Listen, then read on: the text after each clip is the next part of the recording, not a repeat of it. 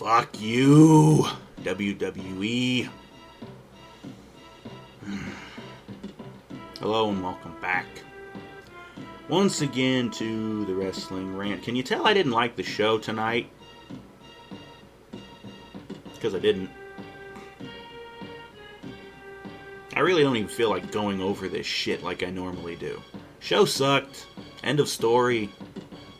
Ended on an elevator fart, and that's it. This show was fucking trash.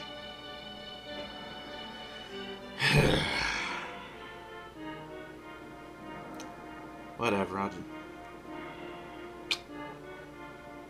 let's just go over this horse shit. July 28th, 2014, Monday Night Raw from Houston, Texas. Show starts with a recap, because again, they think we're chimps who forget everything. They recap last week, Stephanie slapping Brie Bella and getting arrested for it. And then, of course, the shit with Triple H and him staying to make his announcement as who would be seen as opponent for SummerSlam, and it ending up being Lesnar and all that shit. We get a recap of all of that garbage.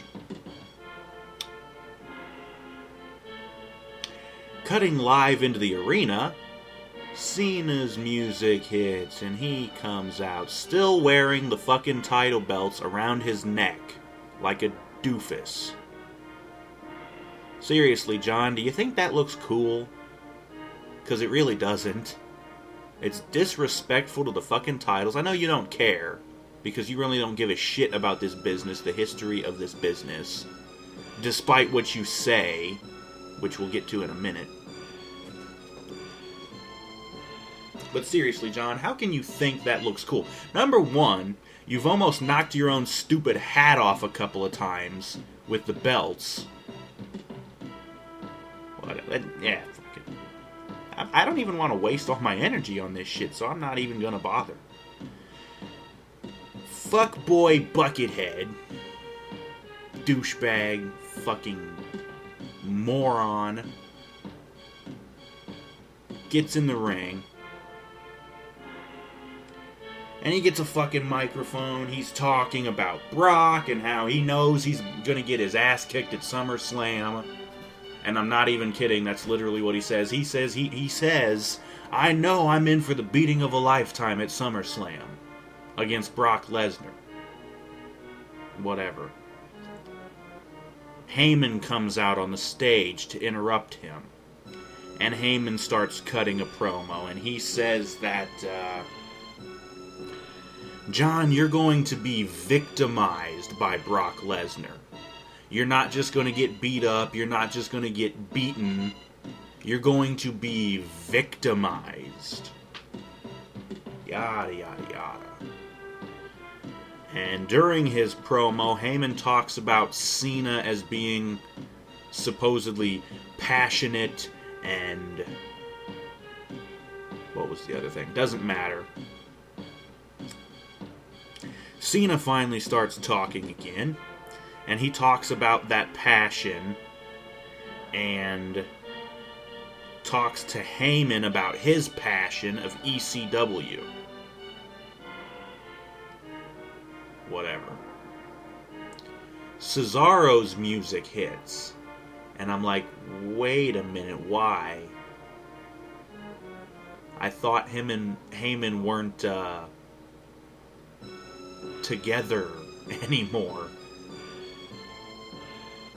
But Cesaro comes out and he says, even though me and Paul have decided to go our separate ways, I'm not going to let you sit here and insult my friend. Great, so they separate him from Heyman, which was killing his momentum anyways. Being with Heyman, that is. And then instead of turning him face and having him do something interesting or cool to get him over, nope, he's still a heel. And his momentum dies even more. Seriously, whose cereal did Cesaro shit in? Who did this guy piss off for them to bury him so badly? But Cesaro's talking, and he insults Cena, saying that you're not really a wrestler, and yada yada yada, whatever.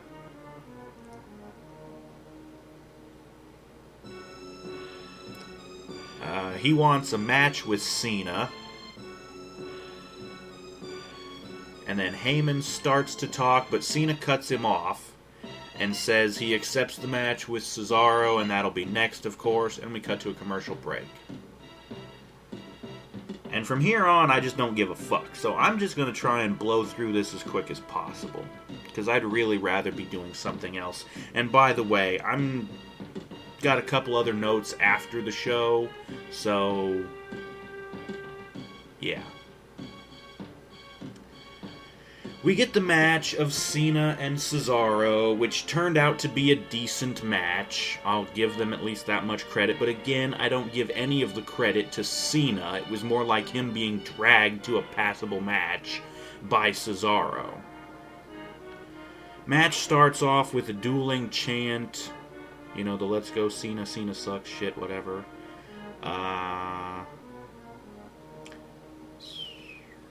Cena tries to start off with like some mat wrestling shit, like doing a headlock takeover, and you know, sends the guy into the ropes. He ducks down underneath and then jumps up over top of him, the leapfrog and shit. And they both go back and forth doing that shit.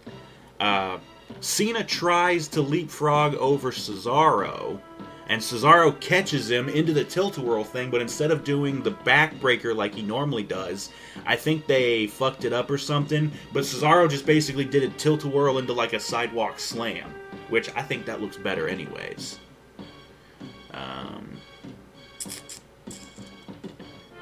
Cena went for his running face buster thing, but Cesaro blocked it by just shoving him off, basically. And then they go to a commercial break. Later on in the match, Cesaro goes for the swing,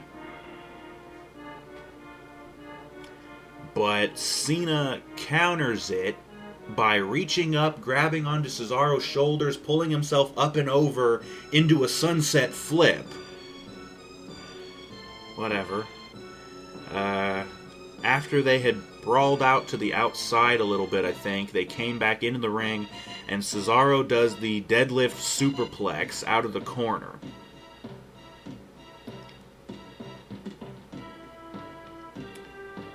Trying to think what actually happened here in this next spot.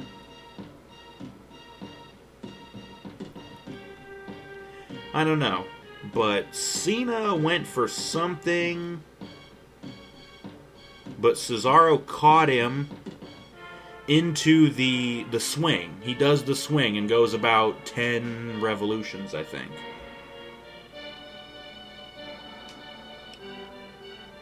He gets done with the swing, and he's still holding on to Cena's legs, and he wraps him around his arm, and he turns Cena over in an inverted Texas cloverleaf, which looked really cool, by the way.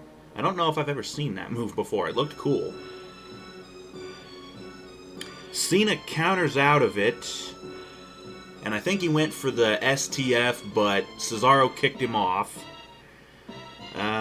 For some reason, Cesaro wound up on the top rope and went for a crossbody, which Cena rolls through and picks Cesaro up and goes for the attitude adjustment. He gets him up, and he goes for it, but Cesaro lands on his feet. He actually did land on his feet. He hits the ropes, and I think he kicked Cena in the arm, because I think Cena went to clothesline him or something. Cesaro kicked him in the fucking arm. And then I think he just lifted Cena up. Yeah, he lifted Cena up like the flapjack and hits him with the Swiss Death, the uppercut, on the way back down. Yada yada. What ends up happening is Cesaro goes up to the top rope again. Cena grabs him. Cena had already gone for this once before. Oh, right. When Cesaro went for the crossbody, he had blocked a super attitude adjustment attempt by Cena. He basically got off his shoulders and headbutted him like 3 times to get Cena to fall off. So yeah, Cena had already went for the super attitude adjustment. Cesaro goes back up to the top rope like a dink. Cena jumps him, grabs him up, gets him on his shoulders, super attitude adjustment out of the corner, and 1, 2, 3, because obviously nobody's kicking out of the super attitude adjustment. So Cena won. Match was decent, I guess, but again, I don't think it had anything to do with Cena. It was mostly Cesaro doing all the work. Moving on. They hype up this stupid shit between Stephanie and Brie Bella, because apparently Stephanie, who has been released from prison after last week, she got released from county, she has invited Brie to the show tonight to clear things up. Whatever. So we get hyped for that bullshit. We cut backstage to the office. There's Stephanie, and Triple H is with her. And the two of them are talking about the whole thing with Brie and everything. And then up comes Randy Orton, bitching and moaning like he always does. He says he was bitching about last week how he was supposed to be the one to get the title match versus Cena at SummerSlam, and it got fucked up because Reigns attacked him, and so they went with Plan C, which was Lesnar. And Triple H says, you know what? Until you get Reigns off your back, you're not going to get any title shots. Because Reigns is just going to keep coming in and screwing it up for you. So if you want your damn title match, you need to go out there and you need to finish off Roman Reigns. And I think Randy said, okay, fine, give me a match with him. And Triple H says, yeah, that's kind of a problem because Roman already has a match versus Kane tonight. Whatever. Randy just kind of walks away. End of segment, cut to commercial.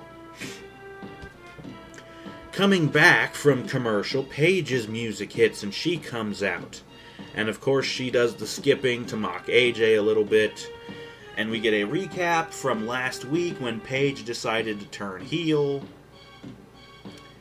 And Paige has a microphone and she talks. And what she says basically is, last week was a mistake. She said she because she's kind of young, she let her emotions get the better of her. And she's sorry about what she did to AJ, and she promises that it'd never happen again. AJ's music hits, and she comes out, skipping as well. And she gets her own microphone, and before she can even say anything, there's a massive CM Punk chant. Folks, Punk, I don't know, I'm sure you can probably find it on YouTube or wherever, but Punk was at a award show. I don't know what the hell kind of award show it was, but he, co-hosted this award show. He was out on the red carpet or whatever, and somebody asked him if he was ever going to go back to the WWE, and Punk said no. Never. Never, ever. So, seriously, Punk's not coming back. I really...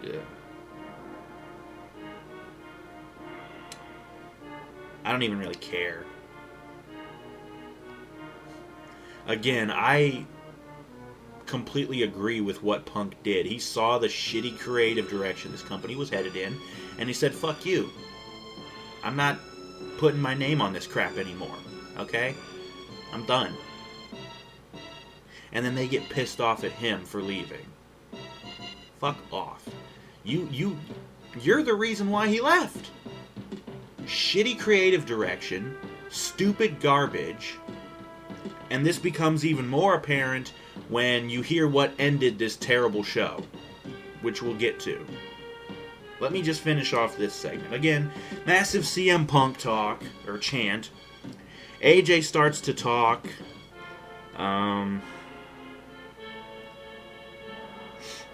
I think Paige tried to say something, but AJ said, no, stop talking, like, AJ's getting mad, obviously, because, she's pissed off that she was attacked from behind, of course, and blah-de-blah-de-blah. AJ continues saying that, if I have a problem with somebody, I'm not going to smile at them to their face and then whisper about them behind their back. I'm gonna, if I have a problem with them, I'm gonna say something to their face, like a real woman, And I think what Paige said was, she was trying to apologize, and she said, if you don't believe me, you must be crazy. And of course, we know how much AJ hates it when people call her that. So she's like, what did you just call me? Yada yada, they go back and forth some more. AJ, I don't remember what the fuck she said. But either way, she attacks Paige, throws her out of the fucking ring, and I think threw her up against the barricade, and she tried to throw Paige into the ring steps, but Paige jumped over them, landed on her feet, and she turns around and she's like, whoa, whoa, whoa, whoa, and she's backing away, So AJ gets back in the ring, and she puts the Divas title belt down, and she's like, you want it? Come and get it, Paige is backing off, and there's another fucking CM Punk chant. And it basically ended. Paige is backing up she's backing up the ramp. She doesn't have the microphone anymore, so it's not on mic. But you can hear her say, we're supposed to be friends, AJ. She's still trying to play like, oh, we're still friends. Yeah. I'm just having flashbacks to Batista. You were supposed to be my friend! I'm talking to Rey Mysterio. Who cares? Moving on. They hype up the match between Roman Reigns and Kane, and they cut to another commercial break. Coming back from the break, King of Kings hits, and out comes Triple H, along with Stephanie. And this was supposed to be the segment where Stephanie and Brie were supposed to clear the air, but it turns into a stupid, ridiculous goddamn segment that had basically no fucking point. Let's just go through it. As the two twits are coming out, we get another recap of Brie and Stephanie last week. All that shit. Alright, and then I had to note the crowd was chanting something, and I couldn't make out what it was. Apparently they were chanting Jailbird, because, Stephanie went to jail. Yeah. Triple H gets on the mic, and he starts bitching to the crowd, saying, you people were cheering for my wife being arrested and,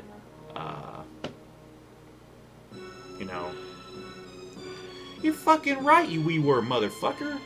You and your cunt of a wife have a stranglehold on this shitty company, and we're sick to death of seeing both of you. And we hate your guts. Of course we're gonna cheer when one of you gets arrested, you fuckstick.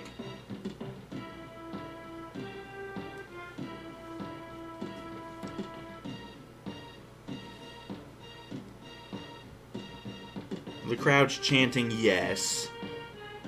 More talking from Triple H, that is.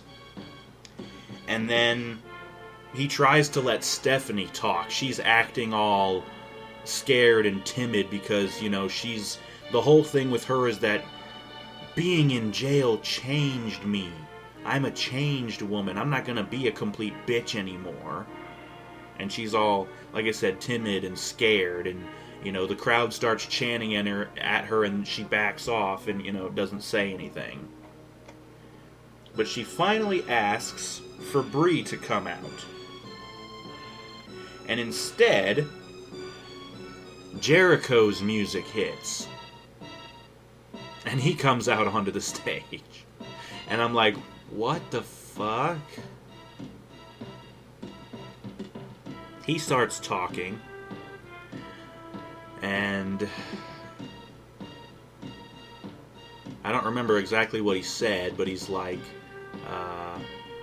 I came out to sing a song for Stephanie to make her feel better.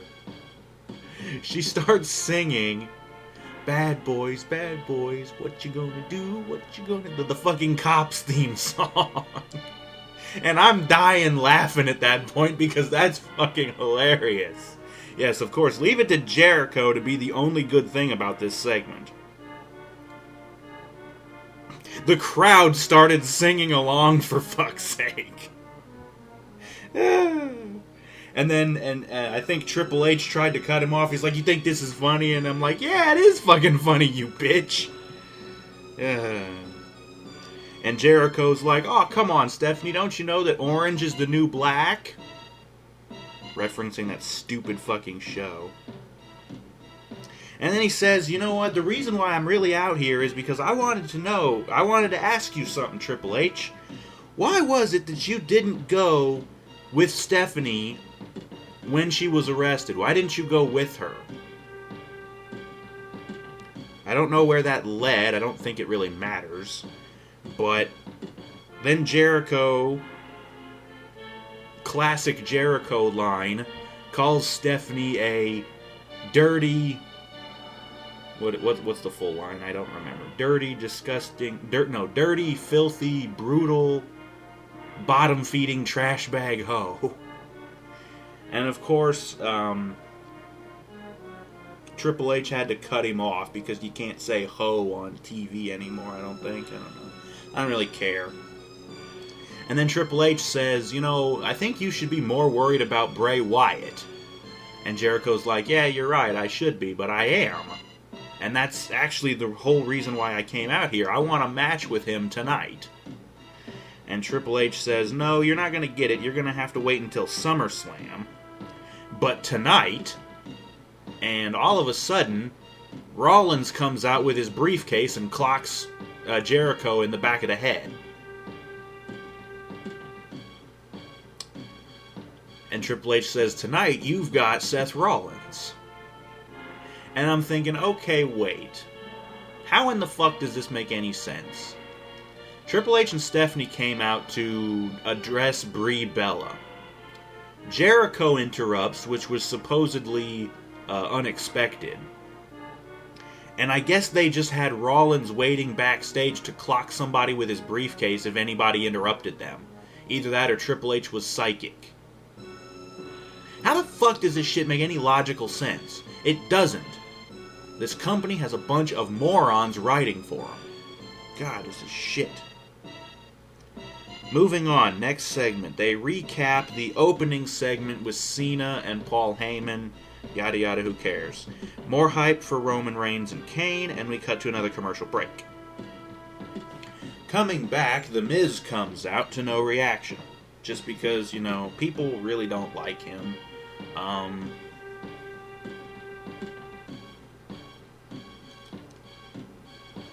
Whatever. As The Miz is coming out, we see that Ryback and Curtis Axel are already in the ring, so they get jobber entranced. Guess who takes the fall in this match, by the way? Up next, Ziggler's music hits and he comes out to a nice pop.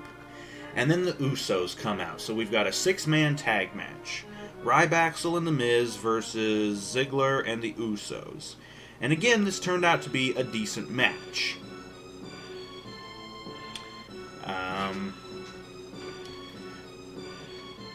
We see Xavier Woods, Big E, and Kofi Kingston watching backstage.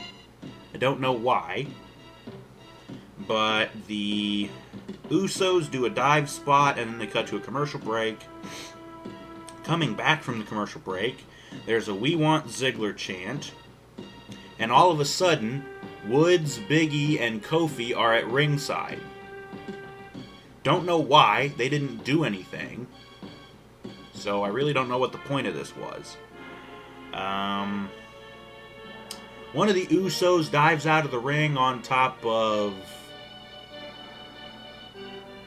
Ryback or Axel on one side of the ring, and then the other Uso tries to dive out of the ring on the other side, but he gets stopped by The Miz. That was basically a distraction because Ryback was in the ring with Ziggler. They were the two legal men. Ziggler wound up countering out of something and then hitting the zigzag on Ryback for the 1-2-3. So Ziggler gets the win again. Thank you. Jesus. Again, one good thing in this whole fucking show. More hype for the Stephanie and Brie thing. And then I'm like, oh yeah, because that was supposed to be earlier, and since Jericho interrupted, okay, we gotta sit through this garbage again. Ugh. And we cut to another commercial break. Coming back, R-Truth is in the middle of his entrance, coming out doing his little rapping shtick and dancing and everything. And then Bo Dallas comes out. And on the way to the ring, he talks to Truth. He's like, what the fuck did he say? I know you haven't been winning a whole lot lately. In fact, it's been quite a long time since you've won anything. But all you gotta do is Bo leave. And that turns out to be pretty fucking funny, because what ends up happening, the match starts, Bo knocked Truth down, and then he jumps out of the ring and he does his victory lap like he won the match. He gets back in the ring. I think he went for some move. Truth counters it into a roll-up. 1, 2, 3. Truth wins the match. And Bo just lost. And his undefeated streak is over. And there was a huge pop because Bo lost, of course. Bo shakes Truth's hand. He's being, of course, very nice and everything. And then he's got a microphone and he says something. I can't remember what he said. Oh yeah, he said, I can't believe that you beat me. And then he cracks Truth with the microphone and starts beating the shit out of him. He beats him down and he beats him down. He throws him out of the ring and he throws him up against the barricade. And then they go back in the ring. And then Bo hits the Future Shock DDT on Truth. You know, the double underhook DDT that Drew McIntyre used to use. Yeah. He plants Truth with the Future Shock. And Bo is pissed this whole time, of course. Obviously. But as soon as he's done beating Truth's ass, he's all smiles again. He gets out of the ring and he does his victory lap again. And I'm thinking, this guy sucks. Fuck's sake.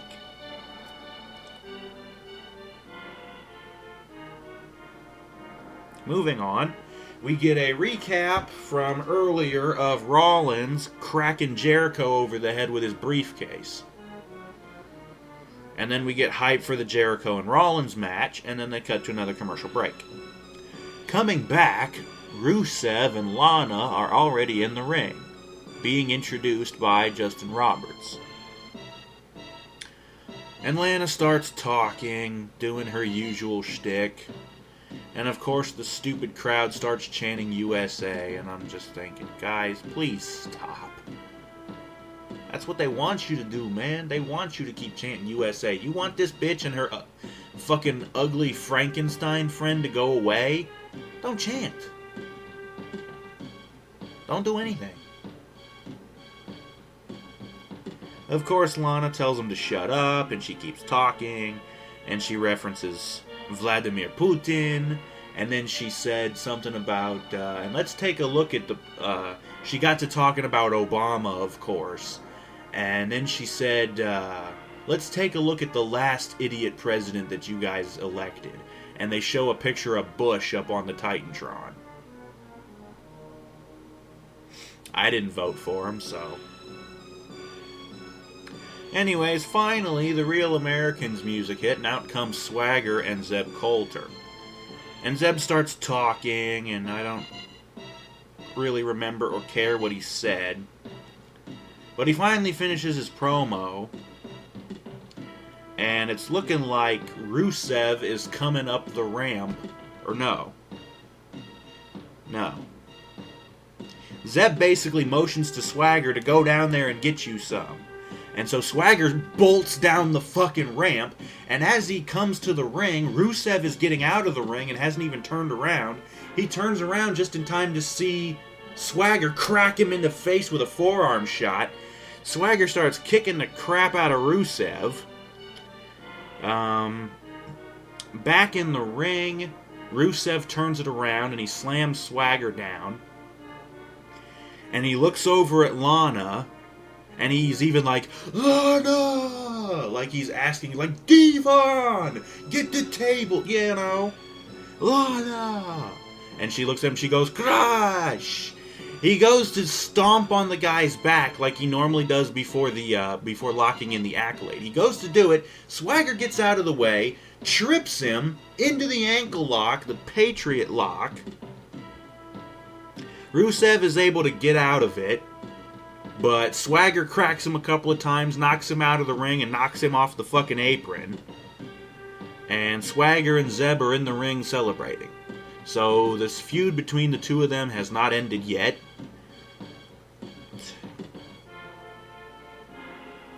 Whatever.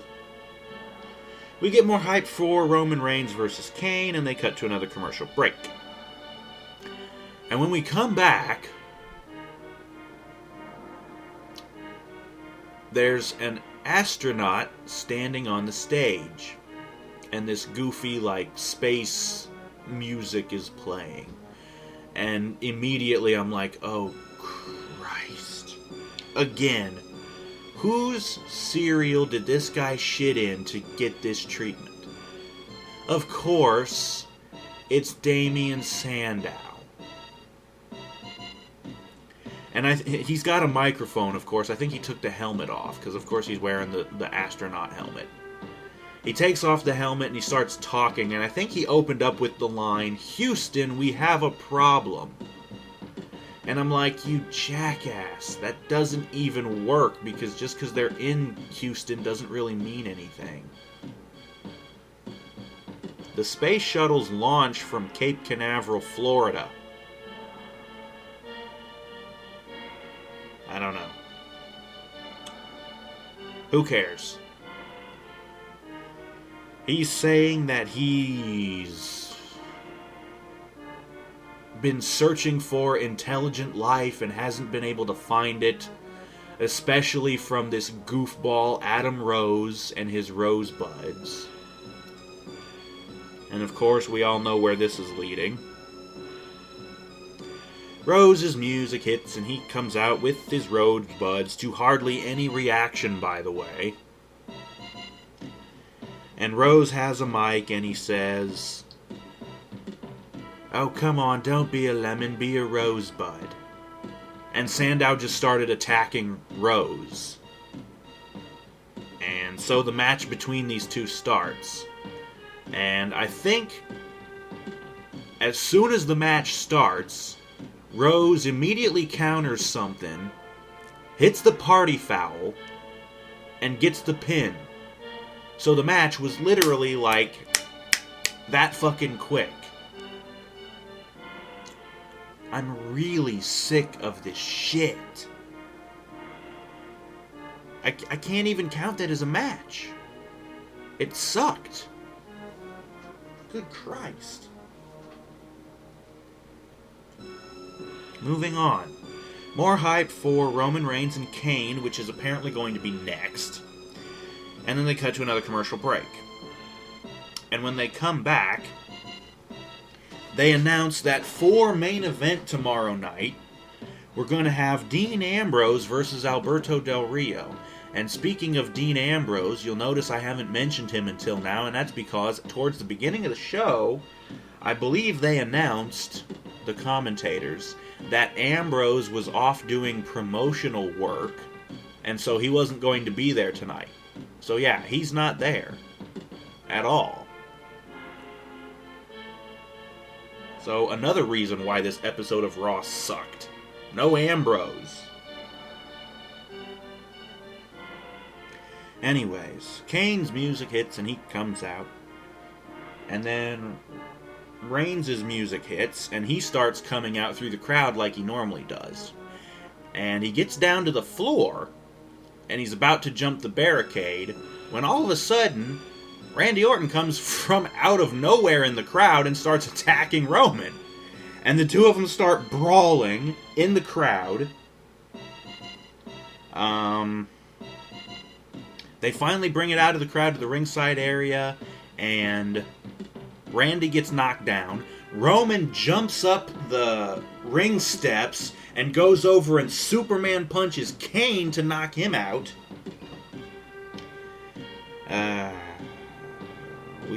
They're back in the ring, they're going back and forth. Roman's doing a pretty good job of fighting the two of them off. But then, Randy gets hit with a Superman punch, and then Roman turns around and ends up getting chokeslammed by Kane. So Roman's laid out.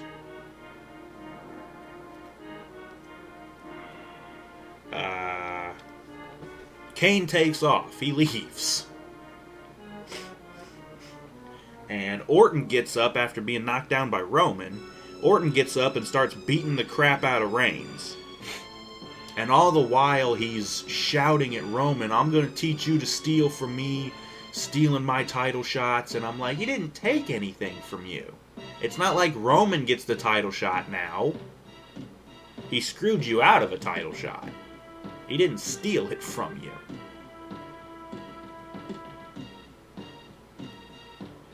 But anyways, what follows is just an extended ass whooping on Roman Reigns. Spoiler alert. Just a beatdown. Randy takes Roman out of the ring, throws him into the ring stairs, throws him into the other set of ring stairs on the other corner, over by the commentary table, throws Roman into the crowd, and then pulls him back across the barricade for the hung DDT from the barricade. And then he slams Roman up against the ringside stairs again. And he goes over and he clears off the commentary table. And once again, this spot pisses me off. Because why should Randy want to clear off the table? Because he doesn't want to get himself hurt after the last time he fucking sliced his back open. That actually makes sense now, though. But again, why don't the commentators clear off the table for him? It would make more sense. Why would you want to clear off the table for your opponent, who you are trying to hurt? Let me clear this off for you so it doesn't hurt as much. Have the commentators clear the damn table off. Anyways. Once he's done clearing the table off, he grabs Roman and puts him up on the table. And then he gets up on the table with him, and he picks him up, and he hits the RKO on him on the table. But the table don't break. So I think Randy, he made a face or something because he was like, God damn it, because the table was supposed to break. He picks Roman up again, and he does the RKO again, and this time the fucking table collapses on him. So, the damn table breaks this time like it was supposed to.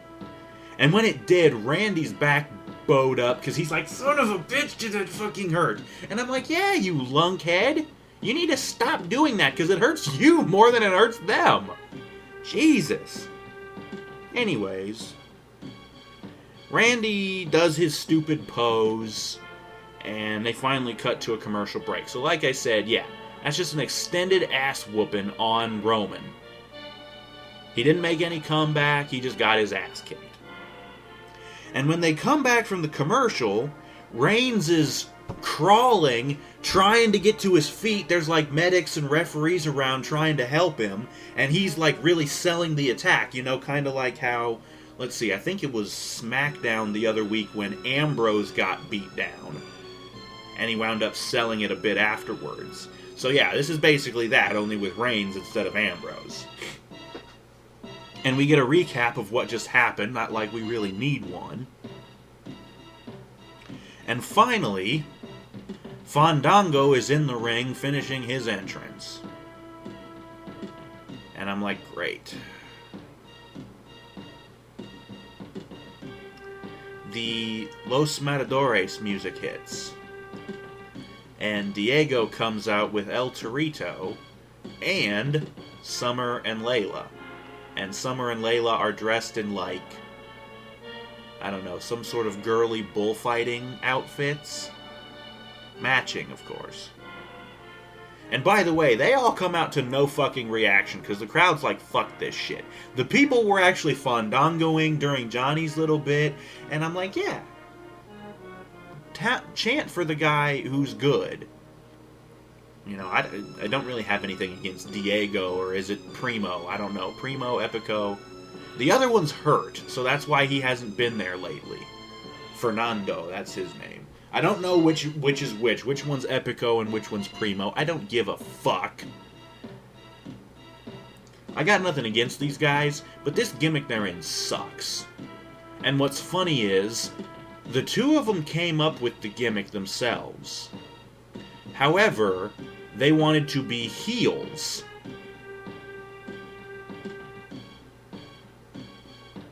But the morons in creative were like, no, you're going to be faces, and we're going to put you with a midget bull.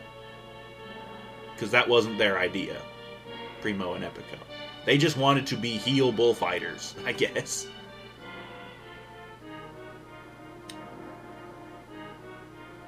Anyways, moving on. Of course, we get Fandango versus Diego in a match that was basically almost identical to the match last week with Johnny and Zack Ryder, where Johnny beat the shit out of Diego in this match. Picks him up, hits the Falcon's Arrow, which is what he normally does to set up his guillotine leg drop.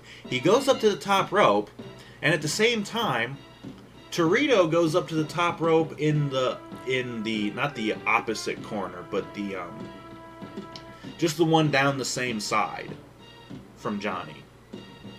And Johnny looks over, he's like, what the fuck is that little shit doing on the corner?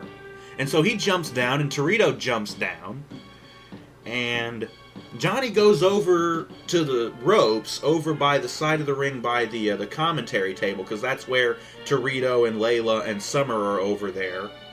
I think one of them was blowing Torito, I'm not sure, because they're fucking whores now. And Johnny's like, what the fuck are you doing? Diego jumps up, springboards off the ropes, and does a twisting sunset flip on Johnny, and holds him 1, 2, 3. Diego wins. And the crowd's fucking dead. Because I think they're about as sick of this shit as I am. Johnny's like, what the fuck? He's up on the apron after, losing the match. El Torito runs over and headbutts Johnny in the crotch, basically, and Johnny falls off the apron. What the fuck? Dog shit. Thank God, though, folks, it's just about over, so let's try and blow through it as quick as we can. We cut backstage to see Stephanie walking up to the Divas locker room door. And I think she knocked on it and opened the door, and there's Nikki Bella. And Steph asks Nikki, like, where's Brie? I wanted to talk to Brie.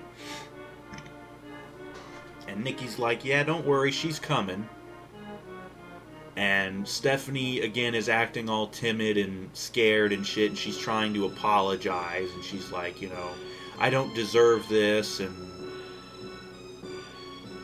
and Nikki's like, you don't deserve this. What was it exactly she said?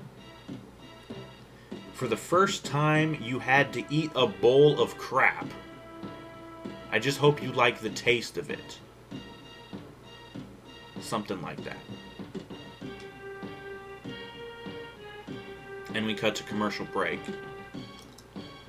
Coming back, we are with Stardust once again in the dark room with the little lights for stars.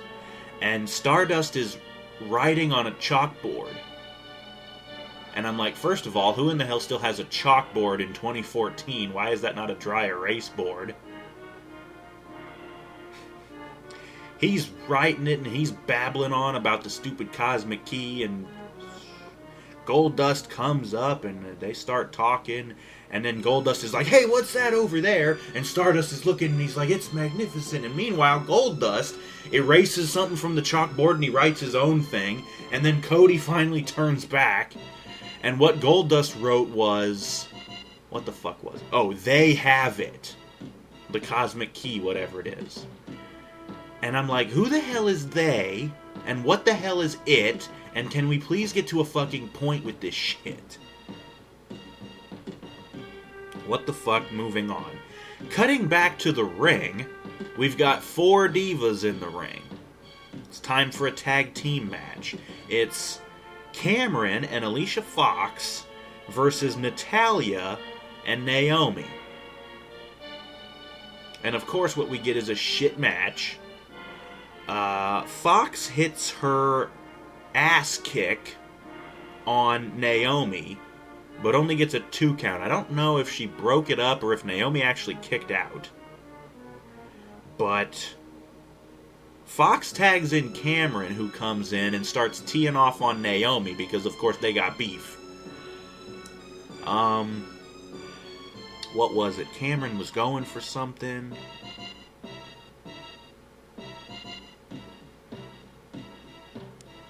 Naomi countered with like a sunset flip, but instead of pinning her, she lifts Cameron up into like this weird leg, arm, headlock submission thing. Have no clue what the fuck it was. It looked like shit, of course, because Naomi did it. Cameron taps out like a bitch, so Naomi and Natalya win. The crowd's dead because they don't give a fuck. Moving on. Jericho's music hits and he comes out, and we get another recap, this time of the Wyatts attacking Jericho from last week during the one commercial break. And then we get another recap of Rollins attacking Jericho from behind earlier with the briefcase, yada yada yada, and we cut to a commercial break. Coming back, Rollins' awful music hits again, and he comes out to no reaction.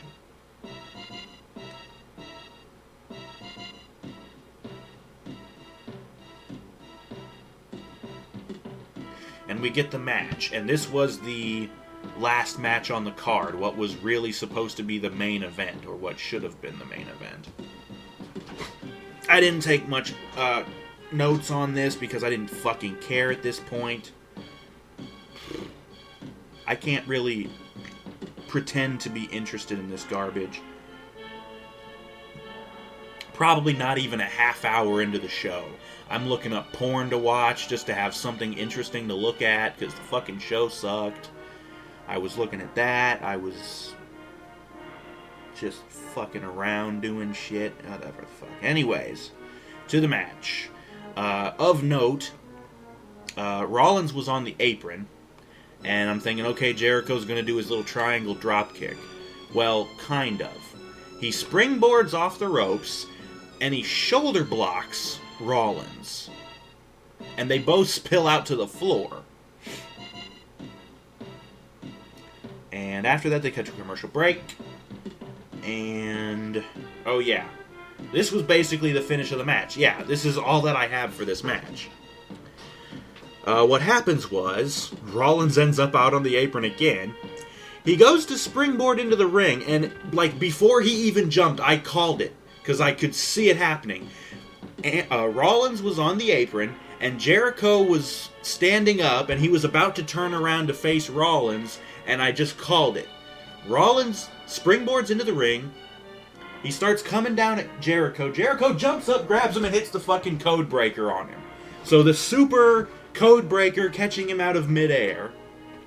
They're both down after this, of course. And what the hell else would happen? The Wyatt cut. And the blackout. And then the lights come back on. And there's Bray and Harper and Rowan. And somehow Rollins disappeared. Don't know what the fuck happened to him. Don't care either. Harper and Rowan beat the shit out of Jericho, which I'm going to guess would constitute a DQ, so I think Jericho wins this match by DQ. I don't think I heard a bell, and there was no official announcement, so they're probably going to rule it a no contest, but I say that's bullshit. They attacked Jericho, Jericho wins by DQ. Anyways, after Harper and Rowan do the dirty work, Bray grabs Jericho, picks him up, cinches him up for the Sister Abigail, spazzes out for a minute, kisses Jericho on the forehead, and then hits the Sister Abigail. And then he does his stupid little pose over top him, says follow the buzzards, and we do the cutaway gag again. This time we cut backstage to see Triple H and Stephanie getting ready to come out for the thing with Brie. And that's apparently going to be next, and we cut to a commercial break. Coming back from the break, they announce that for SmackDown this Friday, because of what just happened, Chris Jericho is going to take on Eric Rowan. I'm sure that match is going to be terrible, because Rowan is trash. Cutting back into the arena, Stephanie's music hits. She comes out alone, to no reaction, of course. We get a recap from Payback of Brie quitting and then slapping the shit out of Stephanie. Stephanie starts talking. I can't remember what the fuck she says. Finally, Brie comes out through the crowd and comes out into the timekeeper area to come in. And her music hits late, and I'm like, what the fuck? Who cares? The two of them start going back and forth, all this bullshit, and Stephanie's asking, please drop the charges on me, I don't deserve this. And I'm like, yeah, you fucking do, you bitch. You hit somebody. That's assault and battery.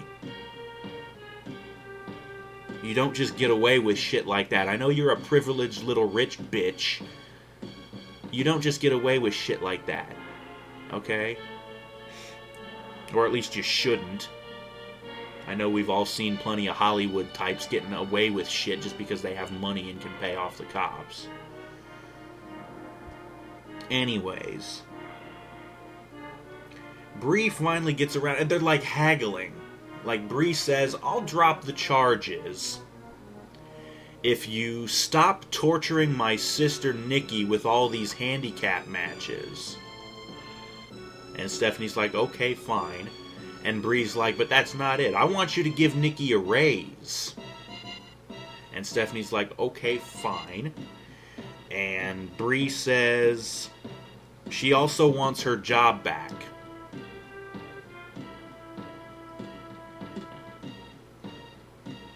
And Stephanie's like, okay, fine, I'll give you your job back. Done deal, yada yada. But then Brie says that's not the last thing she wants. What she also wants is a match at SummerSlam.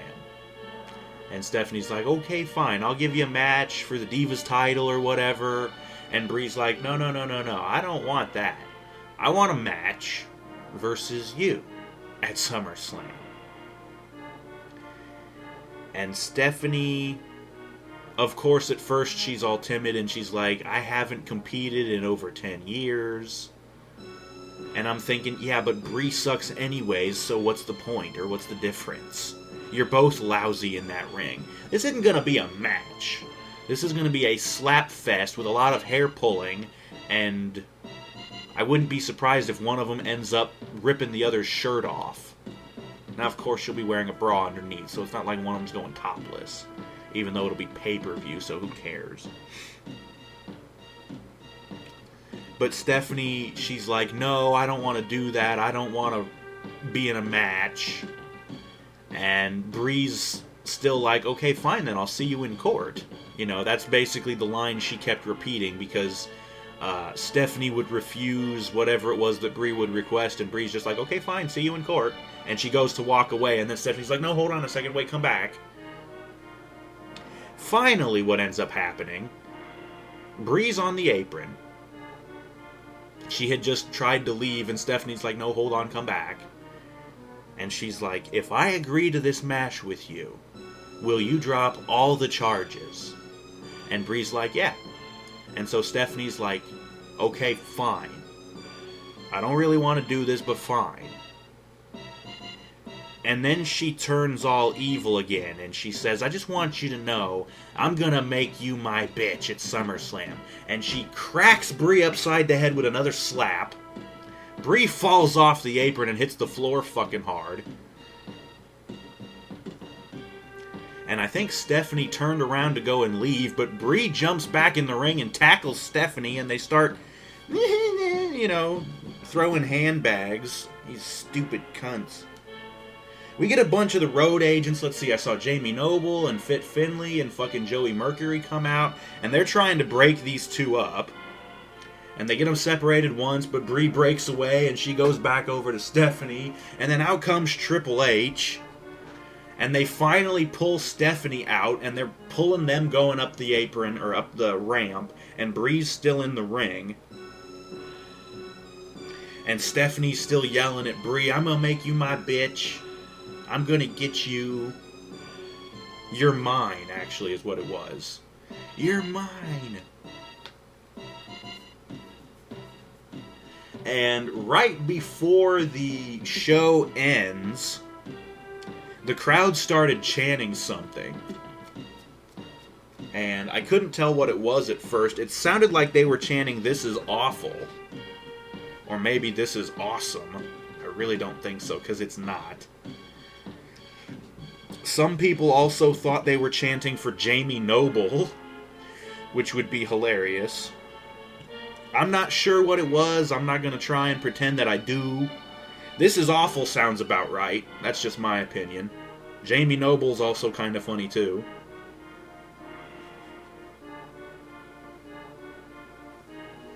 But yeah, that's the end of the show.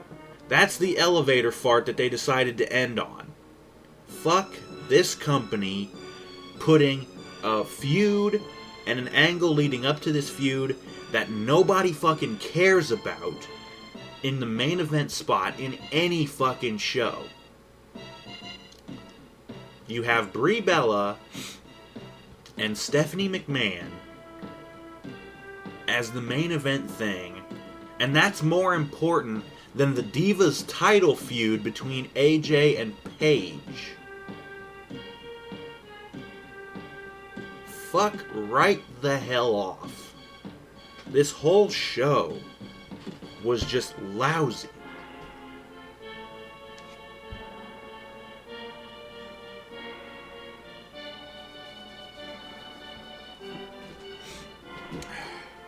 That's the end of the show. As I said, I do have a couple other notes, because after the SmackDown video last week, there was one thing in particular. If you saw the SmackDown video, you might remember my side notes that I had afterwards. Gonna hold off on that for just a second. As we usually do here for the Raw show, I'm gonna go over the matches once again. First off, we got John Cena defeating Cesaro, which was a decent match, although again, I really don't think any of that had to do with Cena. Cesaro carried this match. After that, we got Dolph Ziggler and the Usos defeating Ryback and The Miz in another decent match. Good to see Ziggler getting a win here. R-Truth defeats Bo Dallas, ending his undefeated streak, only to get the shit beat out of him by Bo afterwards. By the way, my rating of that match was fucking LOL, because that was hilarious. Bo gets rolled up, 1, 2, 3, match over. Yeah, anyways. Really don't want to call this a match because it really wasn't. But Adam Rose defeats Damian Sandow with a quick party foul. Ugh. And then Diego defeats Fandango after a distraction and a springboard sunset flip. Another shit match, and so was the one with Rose and Sandow, by the way. And then we saw another shit match between the Divas, Natalya and Naomi, defeating Cameron and Alicia Fox. Weird-ass submission move. And then the main event match. Chris Jericho defeats Seth Rollins by DQ when the Wyatts teleport in out of nowhere and beat the piss out of Jericho. And then we had the atrocious elevator fart segment with Stephanie and Brie to finish the show off. And as I said, my side notes. As I said, if you saw the SmackDown video, you'll recall I went over something the WWE posted last week on its Twitter page, a cryptic tweet. Some picture with the hashtag of WWE Transformed. Now, as I went over it last week, it was a picture that showed a pendant hanging from a necklace hanging from somebody's neck. All you could really see was the pendant, part of the necklace, and the person's hair hanging down. I wanted to do a video on this sooner because it actually happened a couple of days ago, the whole thing.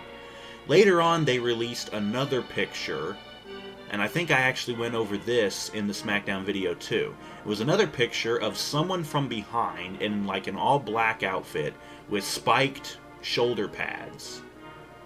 And again, they had long-looking hair.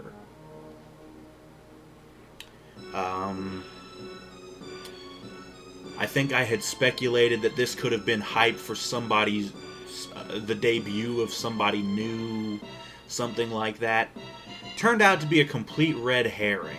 What this was a stupid fucking article on WWE.com where they did like fantasy designs for 9 WWE superstars to redesign their outfits, their ring attire, to make them look more like their gimmicks. And that even included the Bella Twins. The necklace with the pendant, it was an earth pendant with a chunk taken out of it, that was Bray Wyatt. Of course, him known as the Eater of Worlds. The character in the all-black with the spiked shoulder pads was supposed to be Kane, looking more like a demon. They even had a goofy design for Triple H to make him look more like the King of Kings, the Barbarian. Not like he hasn't already worn that shit for WrestleMania the one year.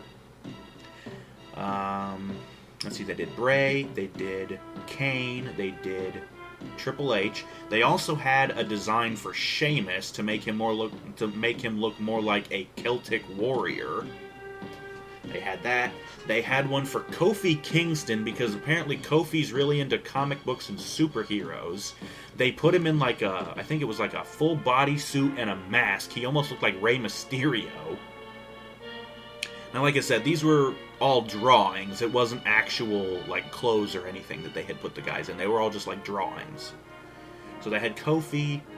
They had Dolph Ziggler to match his like sort of playboy gimmick, how he's stealing people's girlfriends or whatever. They put him in like a Hugh Hefner smoking jacket with long slacks for pants.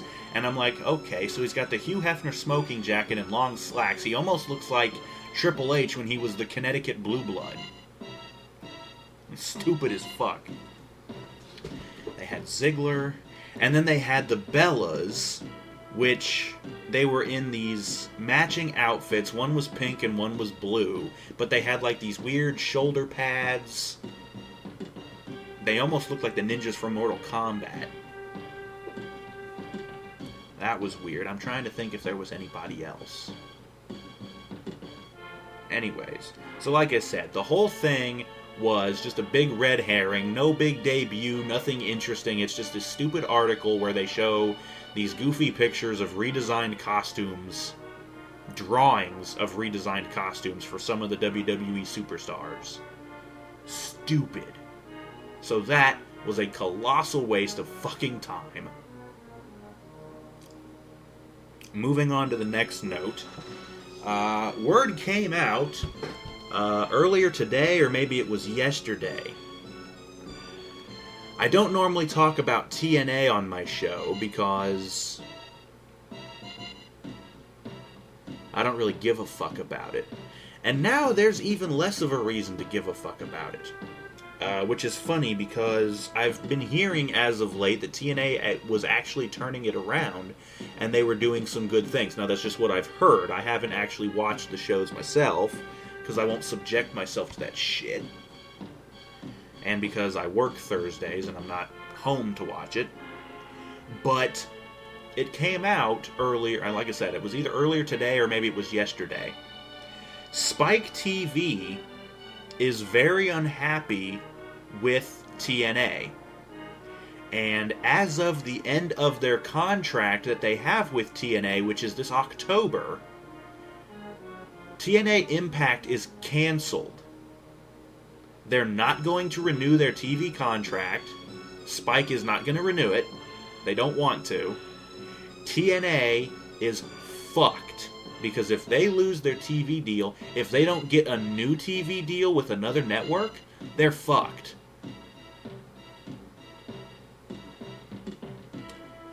And reportedly, the reason why Spike was pissed at TNA is because TNA executives Dixie Carter lied to Spike TV about the fact that they had brought Vince Russo back on in the creative department.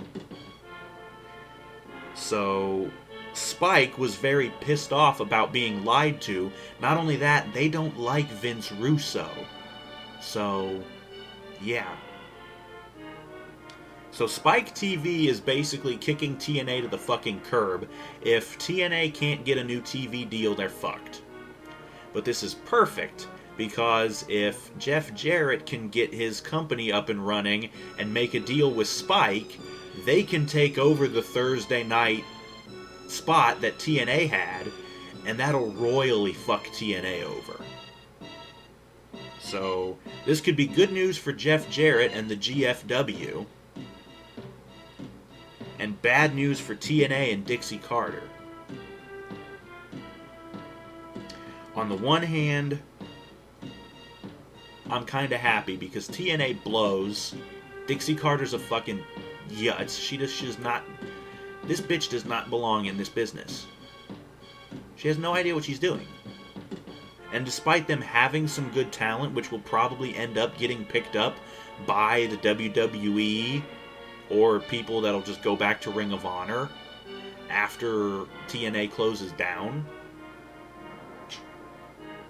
Other than that, TNA sucks.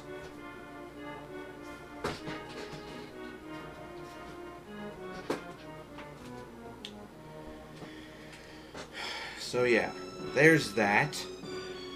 And my last little note here, the state of the WWE, and along with this, the state of the Wrestling Rant. I'm really not sure how much longer I want to keep putting up with this shit. The WWE sucks right now. I can't stand watching it anymore. I wanted to make myself a nice Kahlua milkshake earlier, but I never got around to it. Probably would have helped.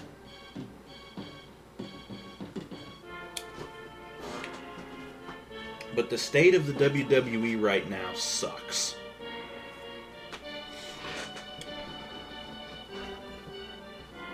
It's all but confirmed Brock Lesnar is going to beat John Cena at SummerSlam to become the new WWE World Heavyweight Champion. Which, on the one hand, is good just because it gets the damn title away from Cena. And Cena has to go away to film 2 movies, so it's guaranteed that he's losing. So...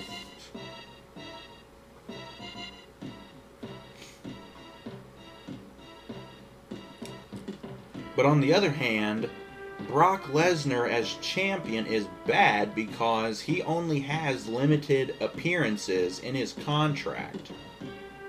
So even if Brock wins, he's probably not going to show up on Raw. This deal that they have him signed to is fucking ridiculous. The guy doesn't want to put up with the travel schedule because he's a bitch. He doesn't give a fuck about the company. He doesn't give a fuck about the business. All he wants is money and the ability to take as much time off as he needs. So... I just don't understand why people care about Brock Lesnar. Oh, he's a legitimate badass. He was in the UFC and all that. I don't give a fuck. Okay? He's never been a very good wrestler. He has no charisma or mic skills. That's why they have to have Heyman talk for him.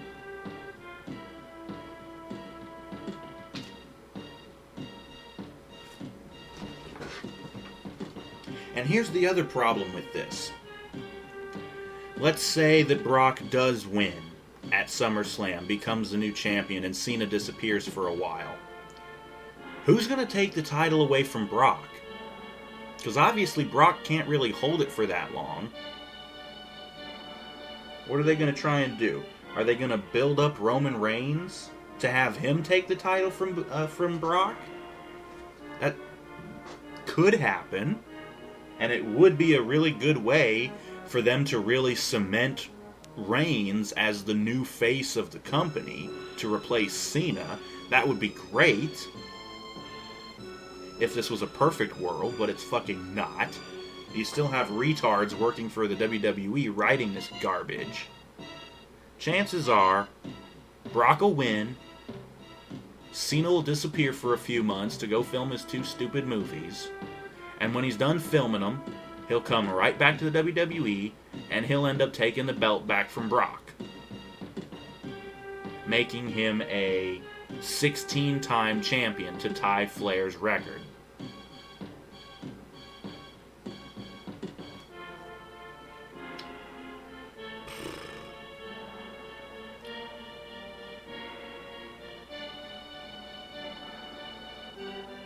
I don't know.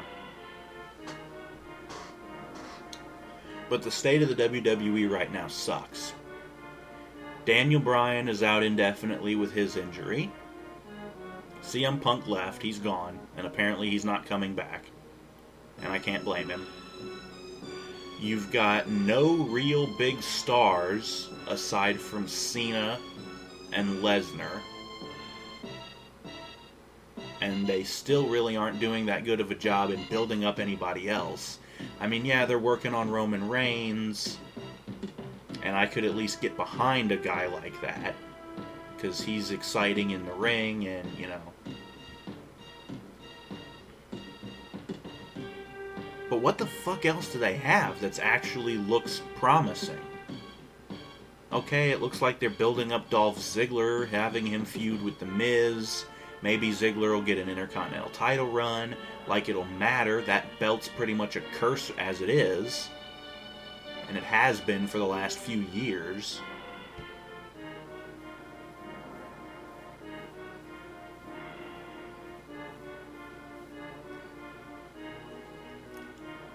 What else do they have? Nothing. The WWE sucks right now. And I'm fucking tired of wasting my time on it. Okay, they just signed Kenta and Prince Devitt to... Both of them are going down to NXT. So it's going to be a while before we see either one of them on the main WWE roster. And I also happen to hear that Kevin Steen, who's been rumored to be about ready to sign with the WWE, he just finished his last booking with PWG, I think. And after the match, he cut a promo where he said he was going to go down to Mexico to help El Generico raise orphans or some shit, because when Generico was about to go down and sign with the WWE when he became Sami Zayn, Generico said that he was going to Mexico to do something. So, yeah, Steen basically referencing that, basically saying, yeah, I'm going to the WWE too, so, yeah. Let's hope, because Kevin Steen would be a huge acquisition for the WWE. If we could have Steen, Generico, Kenta, Prince Devitt, Pac, and a bunch of the other guys from NXT, if we could have all of them come up to the main roster, holy shit, would it be fucking awesome. We could finally start getting some good matches for once, and not just on fucking pay-per-view. Pay-per-views ain't even fucking pay-per-views anymore. They're getting real goddamn cheap. Battleground sucked. And SummerSlam isn't shaping up to be much better. But yeah. The future of the WWE, with the people that they have signed or are getting ready to sign, the future could be bright. It has the potential to be bright. But that's if they don't fuck anything up. But then again, the WWE has a nasty track record of doing just that. Fucking up everything. And currently, the WWE product sucks. At least from my opinion. I don't give a fuck about Brock Lesnar. I hate Cena. Randy Orton can kiss my ass. Roman Reigns looks like he's got some potential, but they really need to work at it, and he really needs to work on his ring skills and some promo skills as well before he's really ready for the big time. Ambrose is cool, you know, but I don't know.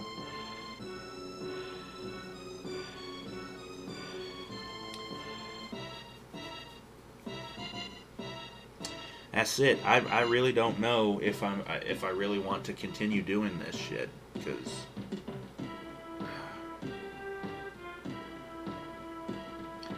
I just feel like I could be doing something else.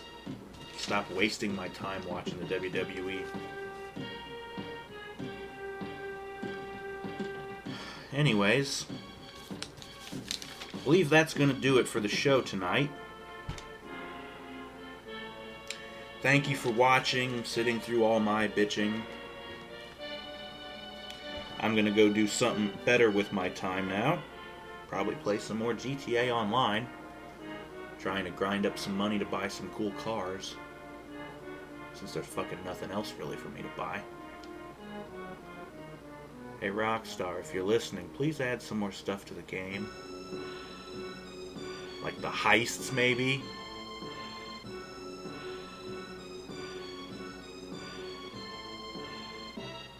I'd also like to see them add in some biker stuff. Clothes, some new motorcycles. I'm sorry, that's a side thing. I should probably record that differently. Either way, this has been the Raw Notes, the review, whatever, the Raw Wrestling Rant for July 28th, 2014 from Houston, Texas. The show was pretty much shit, aside from a few decent matches.